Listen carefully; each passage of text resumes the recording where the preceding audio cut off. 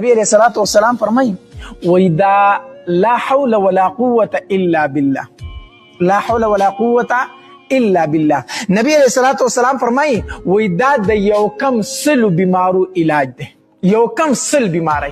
او نبی علیہ الصلوۃ والسلام فرمایي وای کمزوري بیماری چې په هغه کې ده کنه نو هغه د هم او د غم نه نجات او خلاصون دی. ګوره دا پریشانی په دوه قسمه وي. یو قسم پریشانی هغه چې دغه سبب او وجه معلومه نه وي.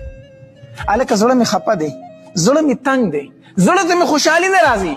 وجه څه ده؟ وجه راته نه معلومه نو بس زړه می نه خوشحاليږي. نو دې ته په عربی کې هم ویلی شي، هم پریشانی چې وجه نه معلومه. دویم قسم دی غم. غم هغه چې د هغه پریشانی وجه معلومه وي. الله دې نه کې پلار د سړي مړ شي، رور د سړي مړ شي، بچی د سړي مړ شي، بل مصیبت راشي، دې ته په عربی کې غم ویلی شي.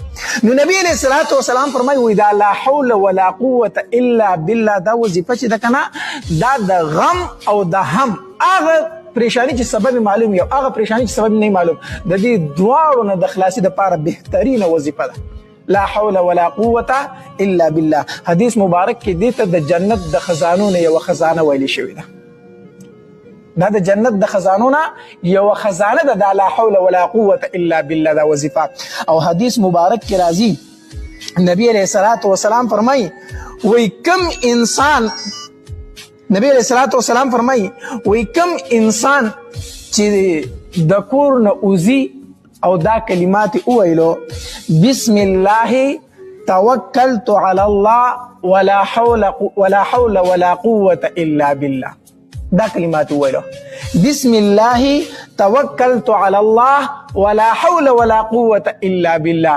نبی علیہ الصلوۃ والسلام فرمایي چې کوم انسان د کور وزي کنه او دا کلمات وی الله تبارک وتعالى ورته فرمایي وای زستا د طرف نظر تعالی کافیم، ستا د ټولو کارو د پاره زستا د پاره کافی شوما او ستا حفاظت په زکوما او ستا رهنمایي به زکوما. الله تبارک وتعالى ورته فرمایي چې کله د کور وزي دا کلمات ویل بسم الله توکلت علی الله ولا حول ولا قوة الا بالله.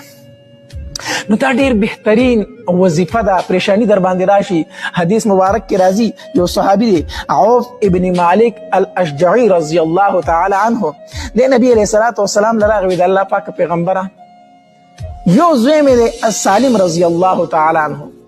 هغه زوی عالم دشمنانو گرفتار کړی دی، دشمن گرفتار کړی دی او بل دا چې په کور کې مفاقه ده، غریبي ده، نو ډیر زیاته خپه یو بل ته مې زوی دشمنانو نیول او بل بل تر کور کې غریبي ده. نو نبی علیہ الصلوۃ والسلام ورته فرمایي ای عوف ابن مالکه صبر کوه صبر. دویم